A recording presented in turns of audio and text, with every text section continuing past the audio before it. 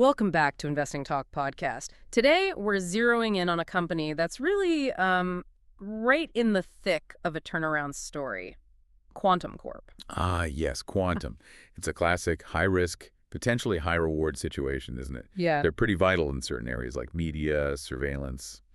But wow, that balance sheet tells a tough story. Exactly. And the big question for you listening is now the time to consider buying Quantum? Hmm. Given this financial restructuring they're going through, does the potential reward outweigh that very obvious risk? That's what we're aiming to figure out. We've gathered the source materials, looking at the whole turnaround narrative, their recent financial moves, what the charts are saying, technicals, and importantly, what catalysts are coming up, all to help you map out that risk-reward profile. Yeah, we really need to see if this is kind of the inflection point. Is the turnaround story about to gain traction? Definitely. And before we really jump into the nitty-gritty of the business, just a quick ask for you listening. If you get value from this analysis, please do hit subscribe, maybe give us a like, and drop a comment below. Yeah, absolutely. And hey, if there's a specific company you'd like us to look into next time, let us know in the comments. We really shape these explorations around what you want to hear about. We do indeed. Okay, so let's unpack Quantum's business. You hear the name, maybe think older storage tech. But they've carved out a pretty specific niche, haven't they? What are they really focused on today? They really have. Their focus is very much on unstructured data management, especially where, sheer volume and speed of access are absolutely critical. Think digital video storage, that's a big one. Right. They're embedded in these mission-critical workflows.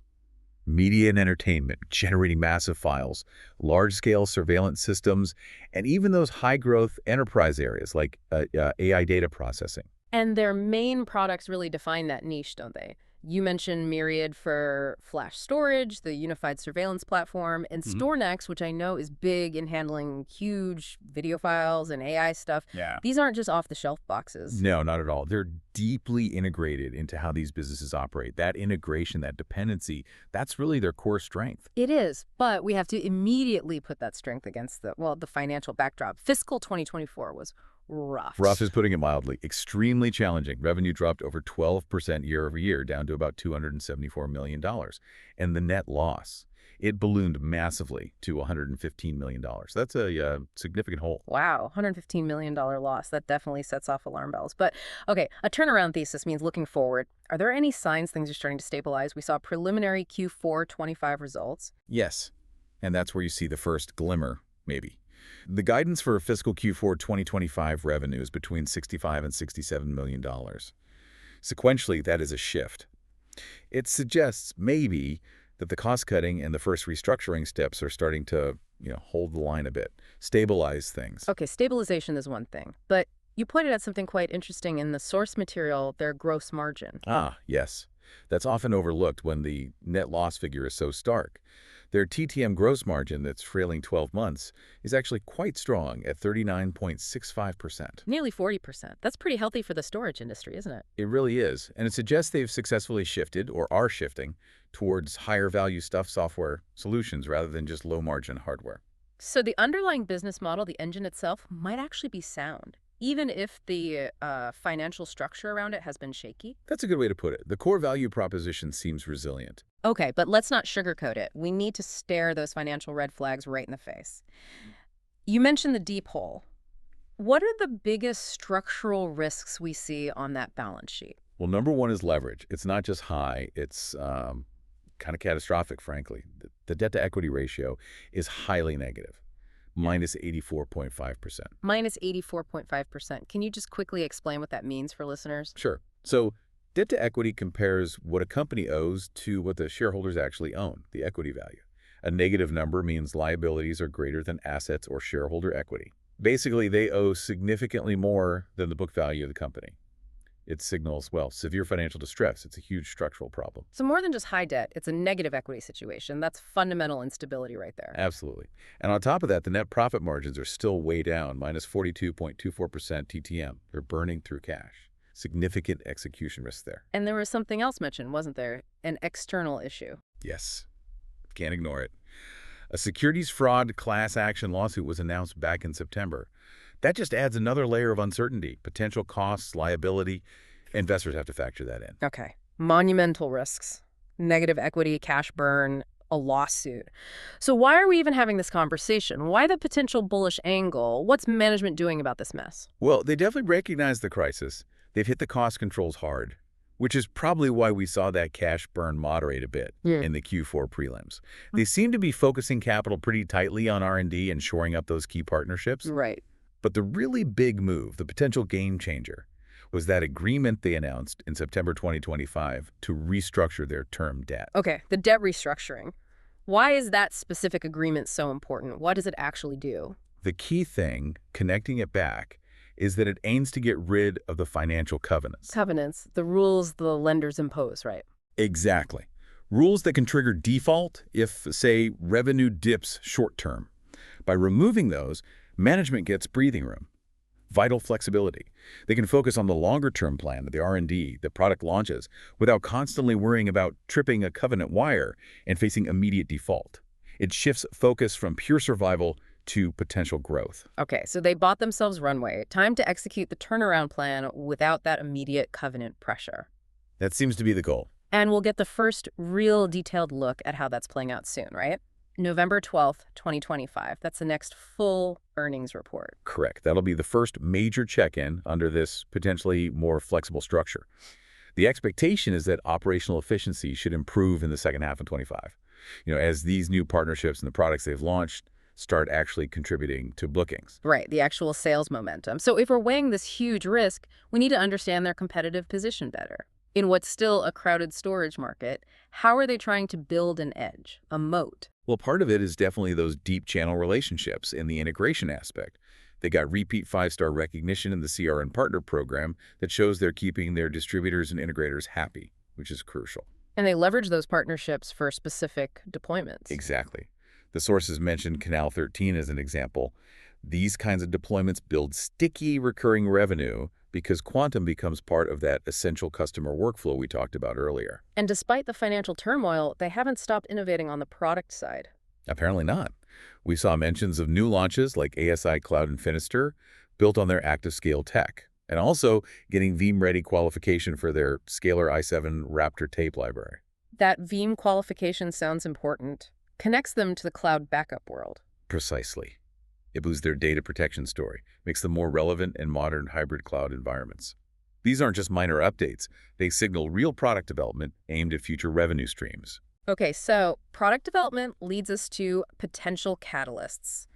What are the key things short-term, like in the next 3 months, that could really move the needle for the stock? Number one, without a doubt, is that earnings report on November 12th, FQ4 2025 results. The market will be looking past the headline loss figure, searching for that confirmation of stabilization, and crucially, any sign of enterprise contracts picking up again. Makes sense. What else? Second, those product rollouts and partnerships we just discussed, are they actually starting to translate into new bookings, new orders in late 2025? That's proof the strategy is working. So earnings confirmation and sales momentum. Anything external? Yes, market mechanics. There's scheduled ETF rebalancing in November 2025, and just general institutional buying activity. For a stock this volatile, and potentially with a smaller float, these scheduled institutional flows can have a noticeable impact on the price. Interesting. And then there's the rumor mill. Ah, yes, the speculative angle. There's been this persistent, though unconfirmed, chatter since maybe midsummer 25 about potential M&A interest, maybe strategic partnerships. Purely speculation at this point, though. Absolutely. Pure speculation. But you can't ignore it entirely. If any of that materialized, that could cause a very rapid upside move, potentially justifying the high risk for some investors. Okay, let's pivot from the fundamentals and catalysts to the technicals, the chart itself. As of early October 2025, the price was around $11.41. That's right, $11.41. And looking at the recent action, say the last 3 months, we see support seems to have formed around $9.75.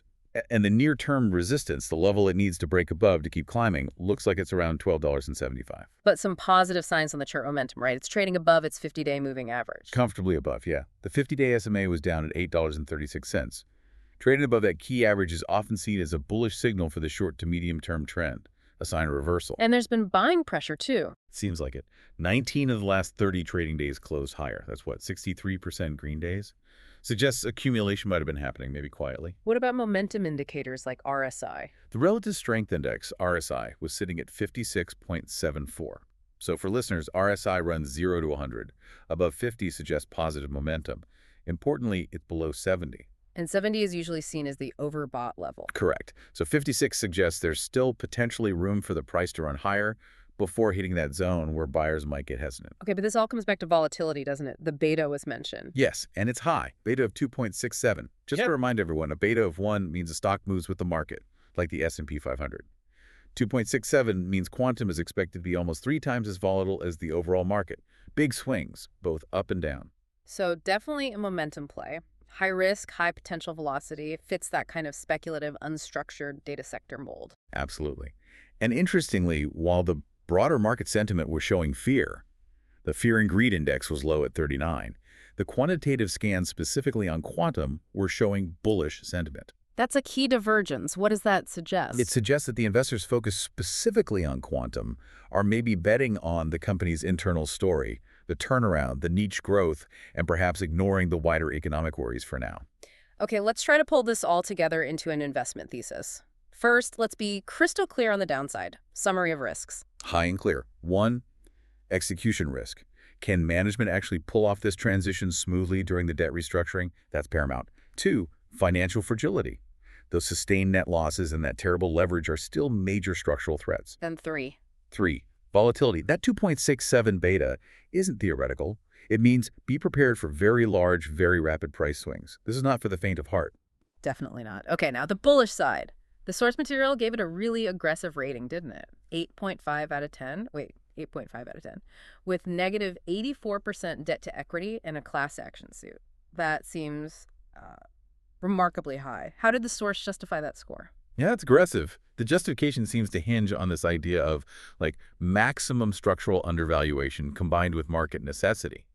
The thesis is essentially, yes, the balance sheet is a disaster, beat, the revenue is stabilizing, the gross margins prove the underlying business model works, and the sectors they serve, AI data, surveillance, media, desperately need their specialized solutions and are growing rapidly. So the bet is that market demand will eventually bail them out. Essentially, yes. The rating assumes the debt restructuring works, buys them enough time to survive, and then they capitalize on that massive market growth. It's a bet on survival, followed by thriving. Okay, that clarifies the logic behind the high score. It's a big bet on the necessity factor. Analyst consensus is more cautious, though. Hold. Right, the consensus reflects those obvious risks. But even with a hold rating, the average 12-month price target cited was $19. $19 from the current $11.41. That's still a potential upside of what, over 60%? Over 61%, yeah. So even the cautious analysts see significant potential upside if things go right. So it seems the opportunity could appeal to different types of investors. Exactly. Short-term traders might play the catalysts, especially that November earnings report, focus on the immediate momentum. Longer-term investors, they'd have to look past the current mess, stomach the volatility, and bet on those potential market share gains over time in that big, growing, unstructured data market. It really comes down to risk tolerance and time horizon. It does. And maybe one final thought for you, the listener, to chew on. We highlighted 2 opposing forces, right? On one hand, you have this extreme volatility, that high beta. On the other, you have potentially increasing institutional interest, like those ETF rebalancings in November. Maybe steady accumulation. Right, the institutions possibly stepping in. So the question is, will that institutional buying, combined with the stock's natural high beta volatility, actually amplify the turnaround story if Q4 results are good, pushing it towards that $19 target? Or will it just amplify the risk if the market takes a downturn or if execution falters? Will the institutions plus high beta make the potential fall even harder? That is the tightrope quantum seems to be walking, and the critical calculation for anyone considering an investment. Well, that brings us to the end of our exploration of Quantum Core. Thank you for joining us. We hope breaking down the source material like this helps you navigate your own investing journey and make more informed decisions.